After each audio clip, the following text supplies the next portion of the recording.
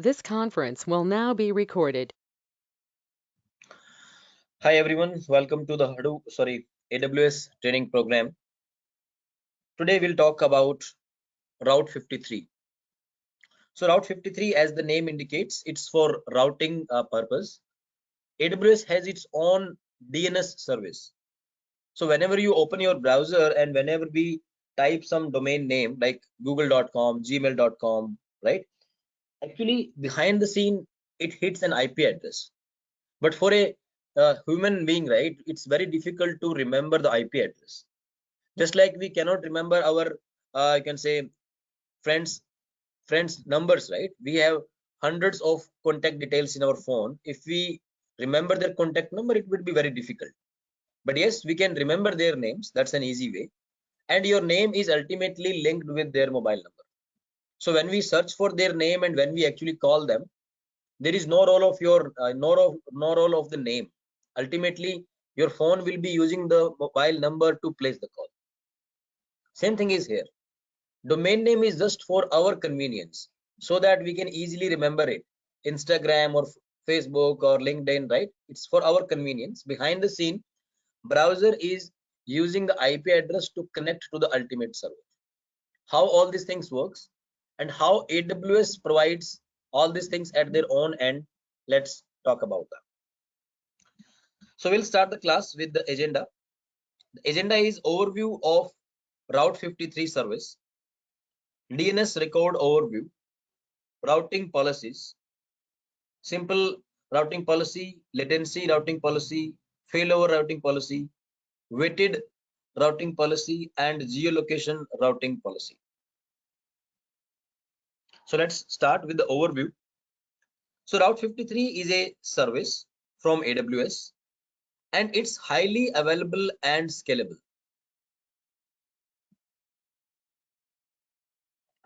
That means it may be possible that there are many services you are using of AWS and many clients are hitting your service that can be overloaded.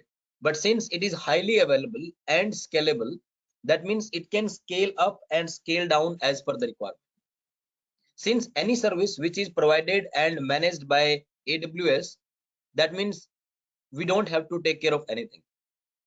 You don't have to manage anything or any maintenance window or upgrade something, or server is like configured with less memory, or it's not working properly. That's not your concern. AWS will scale it as and when required.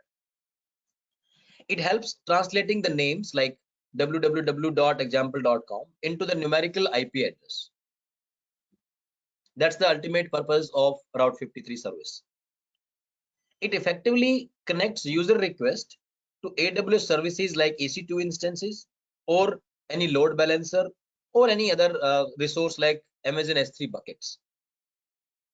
That day, when we talked about S3, we talked about S3 static website hosting, right? And that point of time, there was a big link, right? Domain, our you can say bucket name, and then our region name and Amazon.com something. It was very big. But if you want to link that big URL with a meaningful and a small URL, maybe you will open some website, flyingcakes.com or something like that. If you want to link that small domain name with your any AWS service, that can be EC2 instance, that can be any container service, that can be any a Lambda or load balancer or S3 bucket, anything can be there. You can link easily. And not only AWS, there can be something which is out of AWS, usually with banking clients. Suppose you are running a reporting server where you are generating some business intelligence reports, right? But that server is not on AWS. It's not on EC2. That is on premise. On premise means on your local setup. Your company has a local infrastructure and there some server is running. Now you want to use Route 53 to link some domain name with that server. AWS even provides that. So AWS services and out of AWS both can be linked with some domain name using Route 53. So this is very basic overview. Let's move to the next slide. We'll talk about what are the other components in Route 53. Let's talk about what are the other features. The first one is reliable. As it is managed by AWS, so it's completely reliable. You don't have to worry about any infrastructure or anything. They will be taking care of that. 54 edge location. There are 54 locations across the globe where they are maintaining their DNS server. Because if you are linking some domain name with a particular EC2 instance, that linking, right? That linking should be replicated to all the locations, all the DNS server. Because suppose I'm linking a domain name with my S3 static website hosting in Singapore. Now someone is accessing it from US. There can be some delay, right? Because if that is that change linking of the domain name and S3 website, if that is not propagated to all the locations, then it may be in inconsistent state. Because one user is opening from US and he or she is getting some error. One guy is accessing from Singapore and it's working fine, something like that. Because of 54 edge locations and which are very highly, you can say, consistent with each other, highly in sync. That means as soon as you will make any change in Route 53, it will be immediately replicated and supported by AWS SLA. They have some service level agreement, I think few seconds, that within those many seconds, the change will be replicated to all 54 locations. You don't need to remember this number 54, but ultimately the same change will be replicated across the globe. You can access it from anywhere in the world. That's the ultimate purpose. The next is fast. Worldwide Anycast network. Fast propagation of changes across edge network. So AWS has their own private network across the globe, under the seas and all this thing.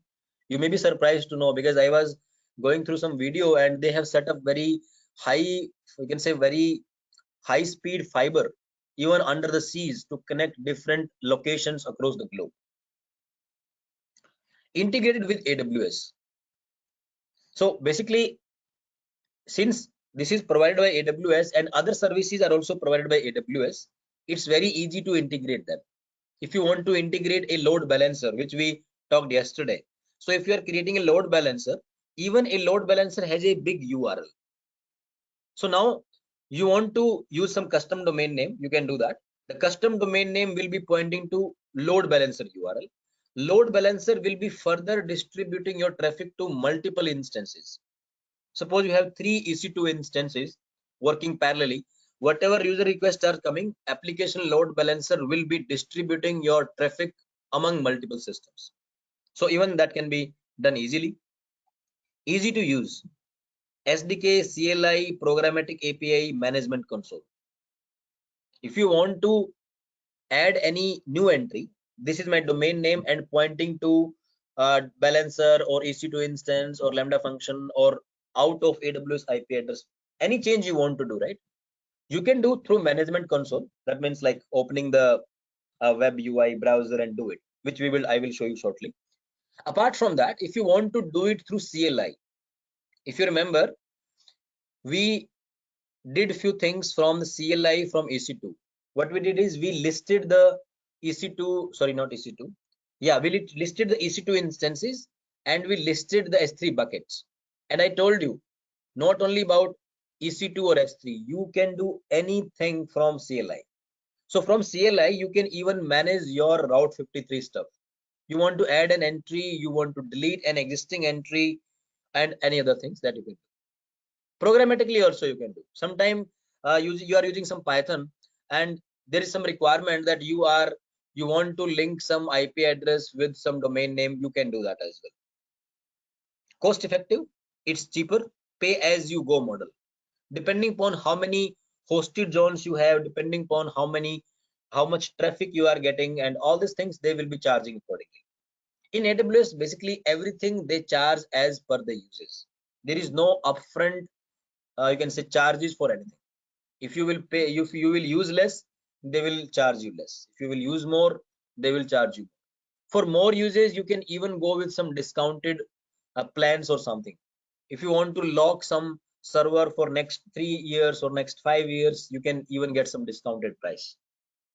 Okay, Moving to the last but not the least, flexible.